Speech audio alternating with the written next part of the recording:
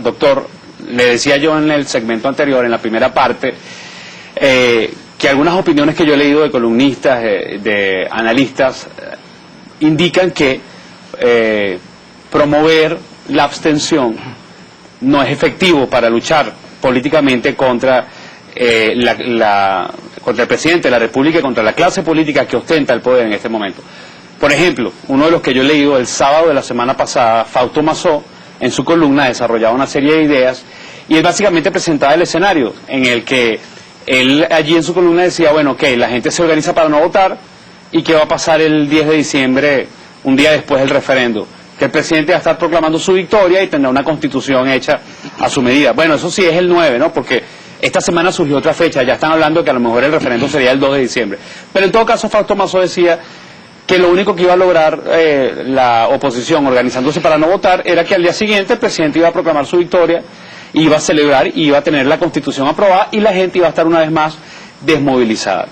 En ese sentido, a mí me parece una idea que tiene su valor y que ciertamente está muy bien desarrollada, ¿no? La gente no vota y eso, ¿en qué afecta eso al presidente? En absolutamente nada, va a seguir en el poder, la gente va a seguir desmovilizada y pareciera en esa lectura que se le está dando que no sería nada efectivo no ir a votar. Pero Luis, primero aclarando que ese no es un debate nuestro. Ok. Nosotros estamos trabajando para impedir el zarpazo a la democracia. O sea, la línea de trabajo político ustedes es que no haya referendo. Es que no haya referendo, esa es nuestra línea de trabajo.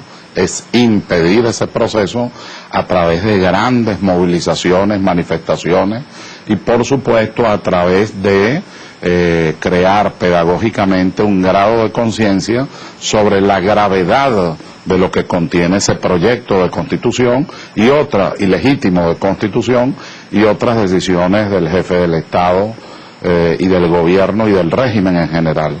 Aclarando eso, entonces habría que hacer la pregunta también al revés. Ajá.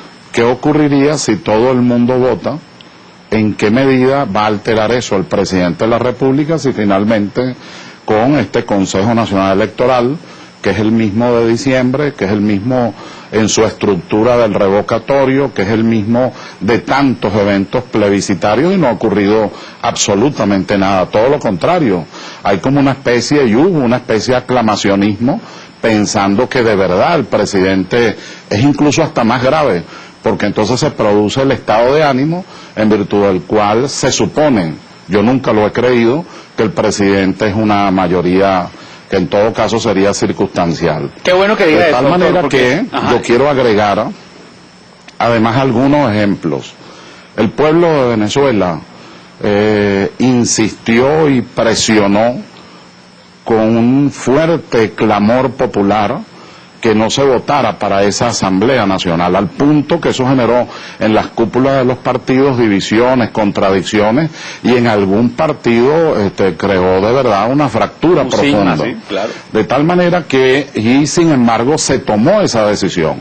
El punto está en que no se ha sabido, quienes han conducido esos procesos en estos momentos y en esos escenarios, no han sabido elaborar el día siguiente y la conducción estratégica de la oposición hacia el día siguiente. Exactamente. Al punto, Pedro Luis, que para mi asombro, después de haber deslegitimado esa Asamblea Nacional, había gente de la oposición solicitando derechos de palabra, solicitando créditos a algunos funcionarios ante esa Asamblea Nacional deslegitimada. Hubo hasta una marcha para que los recibieran y les recibieran sus papeles, sus documentos, sus peticiones, entre otros muchos aspectos, lo que te demuestra que no hubo un plan estratégico que profundizara el esfuerzo del pueblo para deslegitimar esa institución.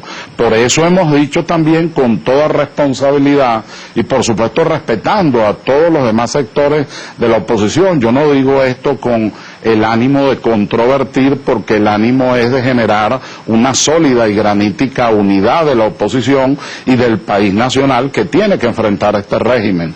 pero sí tengo que afirmar que nosotros no vamos a solicitar derechos de palabra ante una institución totalmente deslegitimada. Doctor, nosotros no tenemos nada que hablar allí. ¿Usted no cree que hoy en día... Nosotros tenemos, Pedro Luis, que ir a la calle, que ir a las asambleas, nosotros tenemos que ir al barrio, que ir al edificio, que ir a la urbanización, que meterse en la Venezuela honda, esa Venezuela, como decía Rómulo Gallegos, que ama, sufre y espera todavía esa Venezuela frustrada. Nosotros tenemos que ir como que si fuéramos evangelistas y apóstoles a poder explicar las razones, como hemos venido explicando, por las que nosotros debemos de tener este nuevo y grave zarpazo que el régimen le quiere dar a la democracia, a la libertad y a la Constitución de 1999. ¿Usted no cree que hoy en día, y le hago el planteamiento y vamos a la pausa comercial, la oposición hubiera podido luchar mejor en términos políticos si tuviera unos cuantos diputados en la Asamblea Nacional? Vamos a la pausa